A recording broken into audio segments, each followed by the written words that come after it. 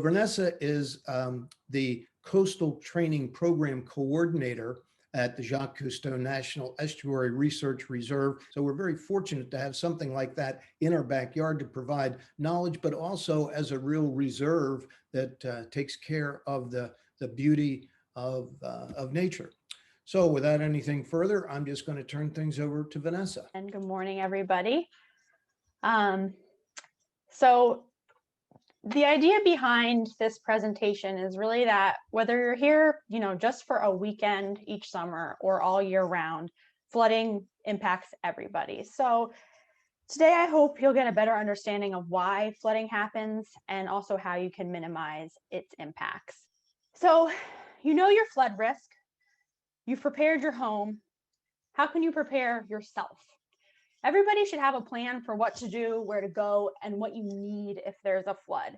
And this is something I myself am guilty of not being ready for. But anecdotally, this past summer, that tropical storm came through. I can't remember what it was called, and the power was out for quite a while on Long Beach Island. I was not prepared. I didn't have ice. I didn't know where my flashlights were. I was burning tiny candles. That's all I had. That's my fault. I could have easily been prepared, and that was a very minor storm. And so it really highlighted the importance of being prepared. One of the easiest steps you can do is to sign up for emergency alerts through nixle.com. If you go in there and you put your zip code, they can send texts right to your phone for all different types of emergencies. Sometimes it's about roads being closed because of traffic, but Long Beach Township, for example, is really good about sending out a text through the police department when there is flooding on Long Beach Boulevard. And so obviously, if there's a hurricane approaching, you'll probably have heard about that through other means. But if there's just a few feet of flooding blocking the road on LBI, it doesn't warrant a state level emergency alert. But if I'm a resident, it's really important for me to know. And so Nixle is a great source to get that kind of info. If a major storm is approaching, you should know when and how you'll evacuate. And this goes back to the flooding maps on NJ Flood Mapper that showed the roads potentially inundated around the bridge. If you're going to stay, you have to realize that emergency services may not be able to get to you for a while. And that's especially true in the case of nor'easters like last week, where they last for days and days, and the flooding tends to get worse and worse as more and more water piles up in the bay. If you do plan to evacuate, you should know where the low spots are that could potentially be flooded and think about leaving at the low tide. Having an emergency kit, like I just said, is really important. Flashlight, batteries, food can really take the panic out of the situation.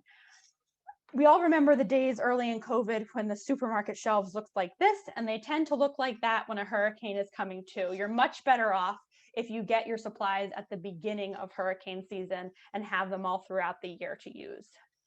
Same thing with gas. Gas is a notorious problem after a big storm. People are panic buying. If the power is out, the supply chain may have been cut off. And so you need to have your tank filled well in advance of a flood situation.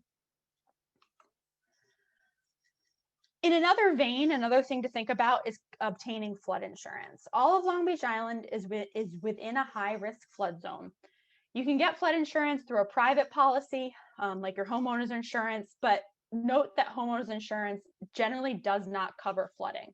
You can also get flood insurance through the federal government's National Flood Insurance Program, or you can kind of have a federal policy and then private flood insurance on top of that. And that can be good, especially because the federal program only covers damages up to $250,000, which obviously is not enough for many of the structures on Long Beach Island. This is a map of cumulative flood insurance claims for the federal government's program since its inception in 1970.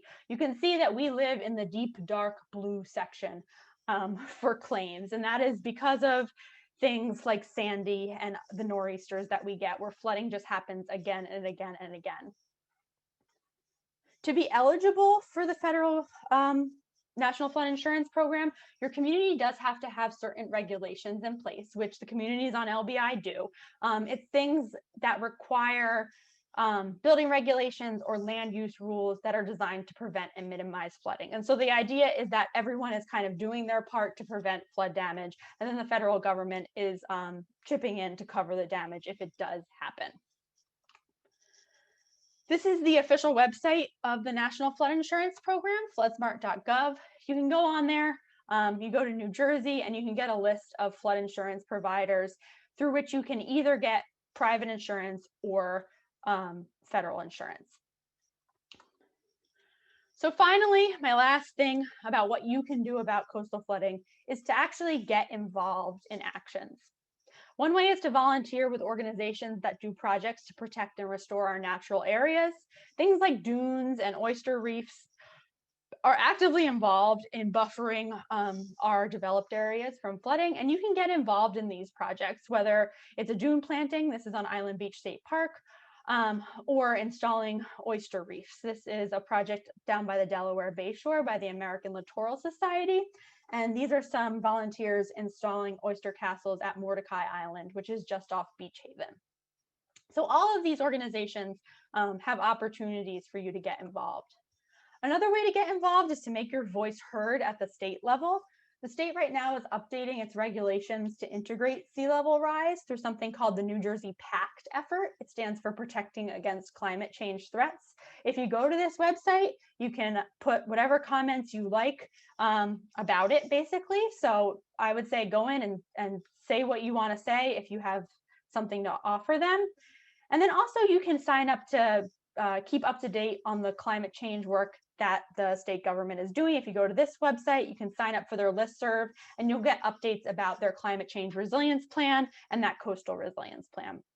You can also go to your local government to find teams, land use planning committees, and other groups that actually have active involvement in coastal resilience projects.